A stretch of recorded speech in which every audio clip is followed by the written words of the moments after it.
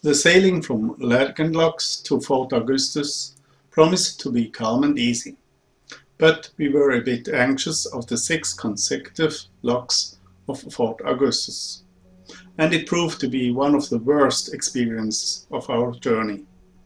Just follow this episode and you will hear why. Finally, we docked at the lower end of the locks of Fort Augustus, and I was caught by a severe attack of the coronavirus.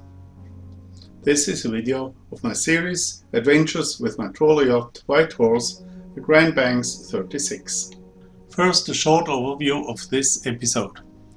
We left the Laggan Locks at 9 AM, giving us ample time to cross Loch Oich to the following part of the canal before reaching the locks of Fort Augustus. We had some rain, but the journey along the shores was calm and interesting. Before reaching Fort Augustus, there were locks at Buckley and Cotra to be passed. Then we had to wait for the locks of Fort Augustus to open in our direction. Already at the first lock, a big part of our stern railing was ripped off, which resulted in several $1,000s costing damage. We managed to traverse all the 6 locks and found a berth at the lower exit of Fort Augustus. There we were blocked for 3 days because of a severe attack of the coronavirus, which first laid me into the bed and a day later also my dear partner. The route of the day was just about 15 kilometers. We crossed first Loch Oich and then the Caledonian Canal to Fort Augustus. It should take us about 2 to 3 hours, but because of delays at the locks, it took us in reality about 7 hours. We left Laggan Locks having quite nice weather. We had only a little wind and it was 13 degrees warm. Also the journey through Loch Oich was nice and with some nice views of an old castle.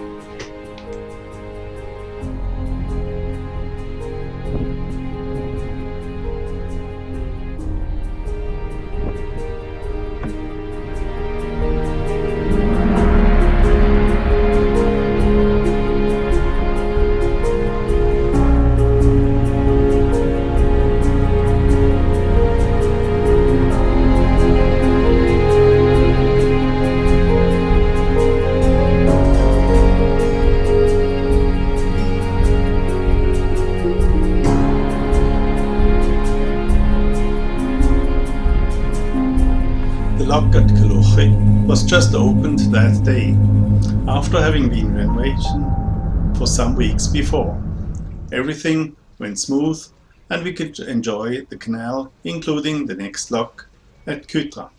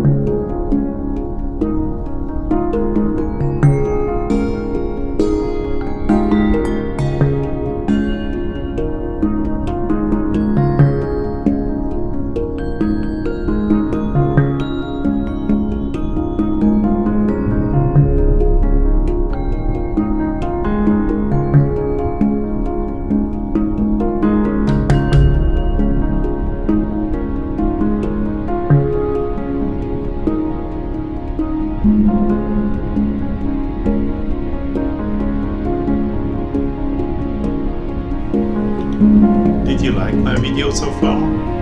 Then I would be grateful for you subscribing free of charge to my YouTube channel to help me finance my work. Thank you.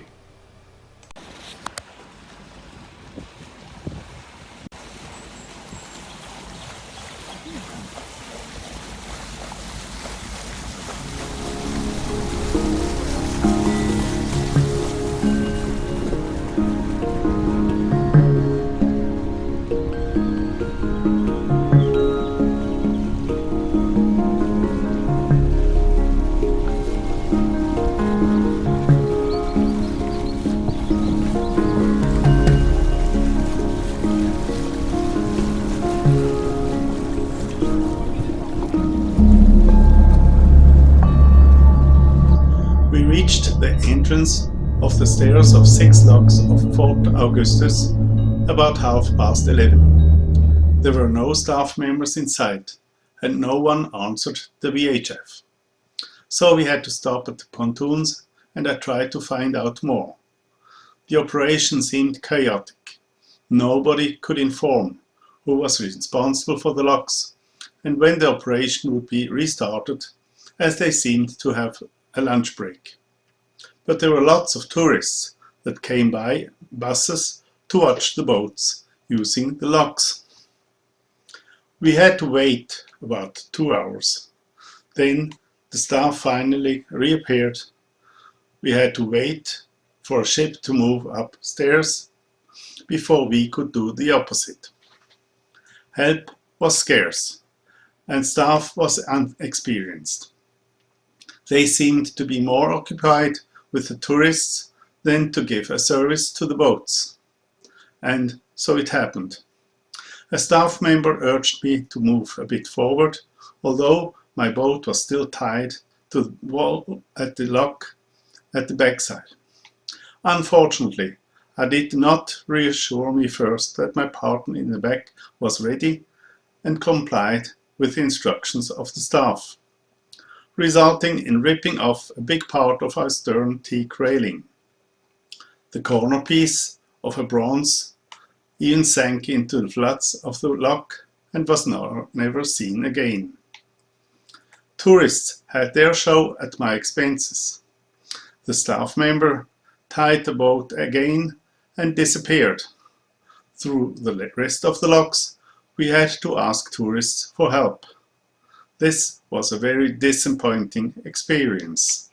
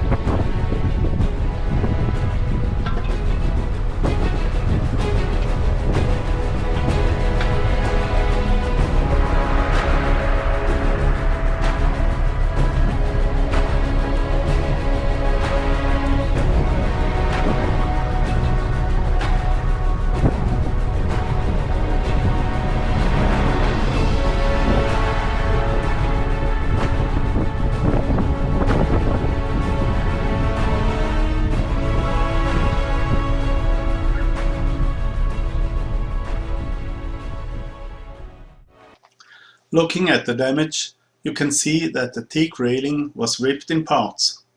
The stern door was broken, me being lucky that the rear bronze hinge was still there. The railing was ripped off all the bronze supports and they were all bent. The support in the corner was also ripped off the teak base and it went missing in the waters of the lock. Also one of the supports at the port side was ripped off, but that could be held on. The port side door was also ripped off, but could be recovered. Home in Norway, the damage was estimated to be about $3,000.